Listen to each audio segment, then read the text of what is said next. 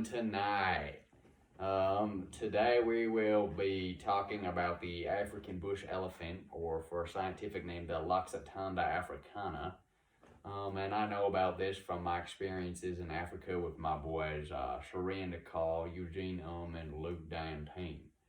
So, first and foremost, we're going to be talking about the evolutionary timeline and the evolutionary periods of this elephant. So it started with the Paleomastodon. The Paleomastodon, which was 38 to 27 million years ago. They were 2.2 meters tall, and they had short inward curved tusk, which was about 0.3 meters there. And then they had short bottom tusks that were about 0.5 meters there. And then they had a short immobile trunk, which was about 0.6 meters there. So then they evolved to the Gompathorium. So then we go to the second period from evolution of this African elephant, and it would be called the Gompathorium. That was about 28 to 15 million years ago, and this one was 2.51 meters tall there. They had longer and straighter tusks, which were about 0.7 meters there, and they had a short bottom tusk about 0.5 meters there. And then their longer immobile trunk was about 1.1 meters there. The next one we had is the Primalephus, was the Primalephus, which was 22 to 6 million years ago. And that one was about 3.5 meters tall, had a longer outward curved tusk, about 1.2 meters there, and then shorter bottom tusk, about 0.3 meters there. And then they had a longer and a more mobile trunk at about 1.3 meters there. And then we went to the next one, which is called the Anacus, which is 19 to 7 million years ago. And that one was 3 meters tall, so we're just expanding in size for each of these. And then they had longer, straighter tusks, which are about 1.9 meters there. And they didn't have a bottom tusk, but they had a longer mobile trunk that was about 1.6 meters there. And then we had the Asian elephant. That one was from 4 million years ago and to present day. This one was 2.9 meters tall and had shorter curved outward tusks at about 1.4 meters. Also didn't have a bottom tusk, but had a shorter mobile trunk at about 1.3 meters there. Then we had the Mastodon, which was about 3.5 million years ago to 11,700 years ago. That one was 3.1 million years, or 3.1 meters tall, and had a shorter curved outward tusk at about 1.2 meters. Again, had no bottom tusk and had a longer mobile trunk at about 1.4 meters. The next one we had was a Stegodon, which was about 3 million years ago to 6,000 years ago, which was 4.3 meters tall. Had a longer curved outward tusk at about 1.8 meters. No bottom tusk, but shorter and mobile trunks at about 1.2 meters. The next period in evolution was the African elephant, which was 3 million years ago, and that went from 3 million years ago to present time period where we're at right now. That was 3.1 meters tall, and it had longer curved outward tusks, which were 2 meters, and it didn't have a bottom tusk, but it did have a larger mobile trunk at about 1.5 meters. The next one would be called the Mammothus, which was 2.6 million years ago to 11,500 years ago. So that one was 3.9 meters tall, had a longer curved tusk at about 1.7 meters there. That one also had no bottom tusk and a longer mobile trunk at about 1.8 meters there. Now we can see that these elephants have evolved, but the question is, why have they evolved? What reasons have they needed to evolve? And my partner Eugene is going to go ahead and solve that one for y'all and tell to you about that today. Let's go.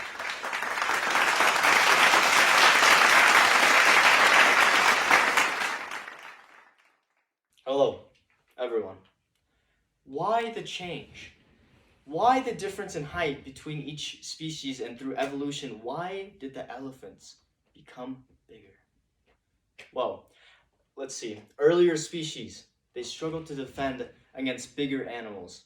They were just getting ripped apart. There was no defense against bigger, larger, stronger animals. Secondly, they had to compete with these animals for food, water, and nutrients. So they became bigger. And by becoming bigger, these animals were allowed to store fats and water more efficiently and in more quantities. Well, that doesn't explain the tusks. Why did the tusks become bigger over time and longer and stronger? They needed more ways to defend themselves from other predators, obviously, as I mentioned before. That explains their size and the larger tusks. The tusks were the elephant's weapons. Food was harder to gather and store away from other animals, so they used the tusks to do that. But why did the bottom tusks become absent over time? Well, bigger bodies, as they became bigger over time, they needed more food to survive. And food intake was difficult with the bottom tusk. It was hard to put in large quantities of food and to get enough food in their system to survive. And that is why the bottom tusks, disappear over time. And now the trunks. Why did the trunks become longer and bigger as their bodies become bigger? Well, neck pain from reaching down with short trunks became survival much harder, which was the reason why the trunks became longer so they could reach down to the ground easier. Getting across deep lakes and rivers were dangerous, so their trunks became longer to negate that, I guess. Some stiff plants were too difficult to break into smaller pieces, so they had bigger trunks, stronger trunks to break apart those stiff plants, so they could fit it into their mouths, and this increased their chance of survival and benefited them as a whole.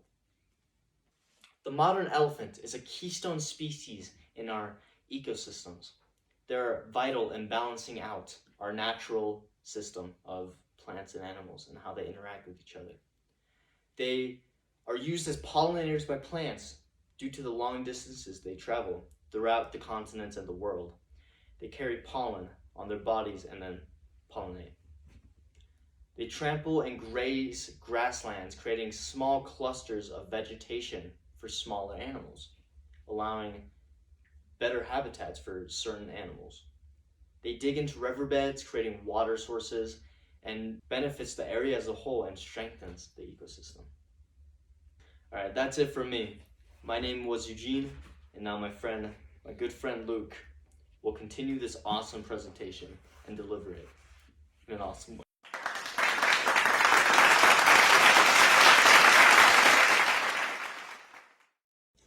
Hello everybody, my name is Luke Dantinne. I'm here to help compare the Loxodonta africana to another species similar to it. So, on this thing right here, we have the Loxodonta up there, and then we also have the woolly mammoth. So now, we're going to compare these two. So a long time ago, in the world, all elephants lived in this subtropic region over in northern Africa and southern Asia.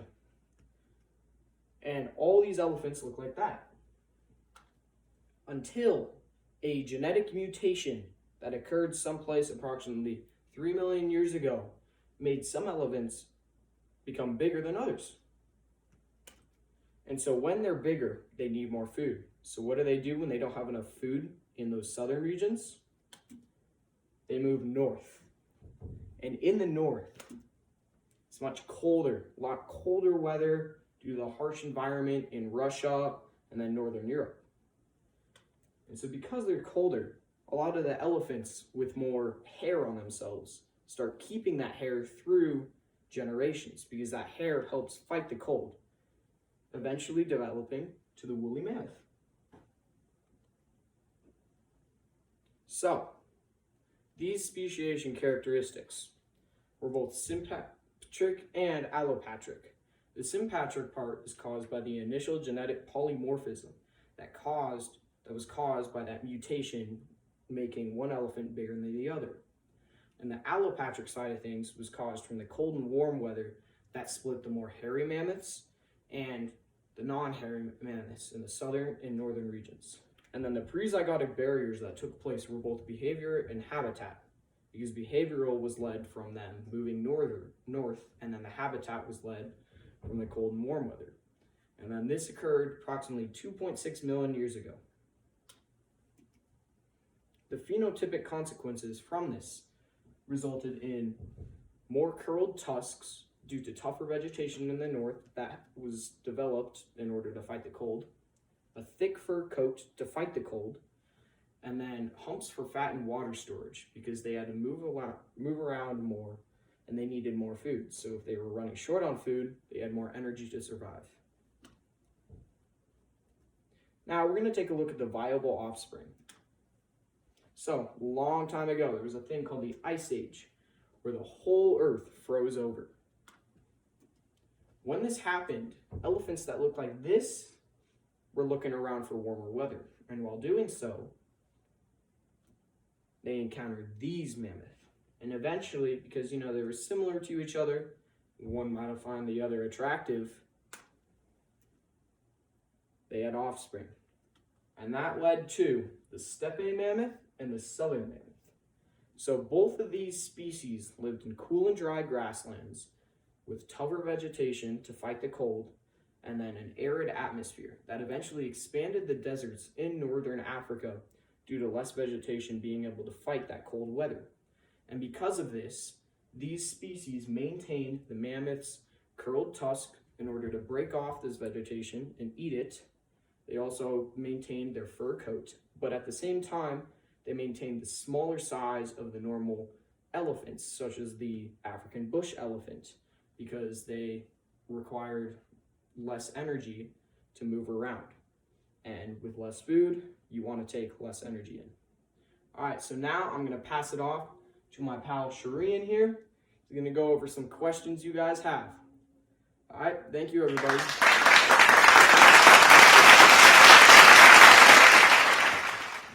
Yo, what's up, scientific community? I'm Shreayan Dhakal, and I was on the voyage with Eugene, Charles, and Luke, and today I can answer some questions about the African bush elephant for you guys. Anybody got any questions? How has the evolution of your organism impacted the evolution of other organisms that share this community?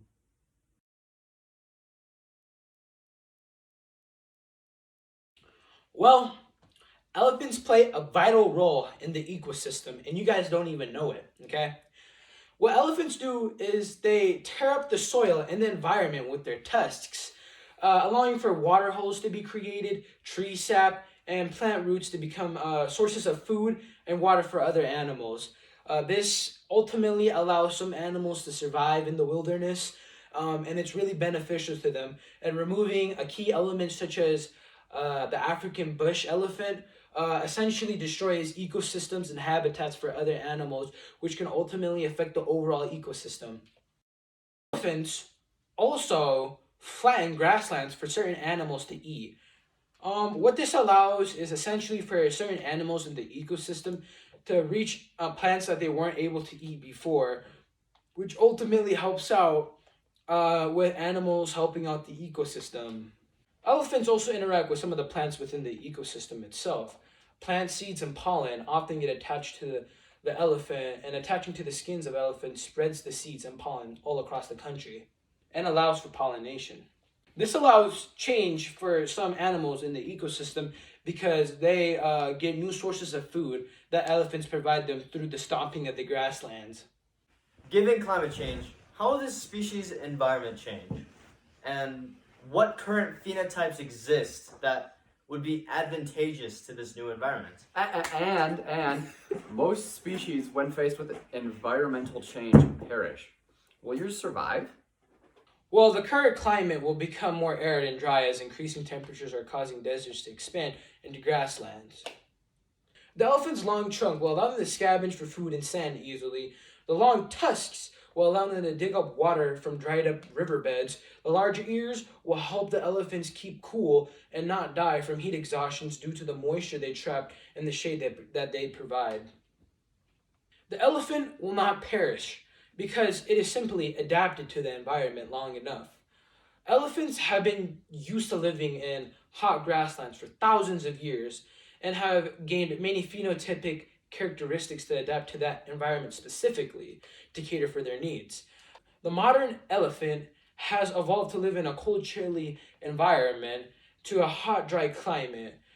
So the increasing temperatures will cause an elephant to evolve further, much more like they have in the past. That's enough questions for today. Thank you for having us all.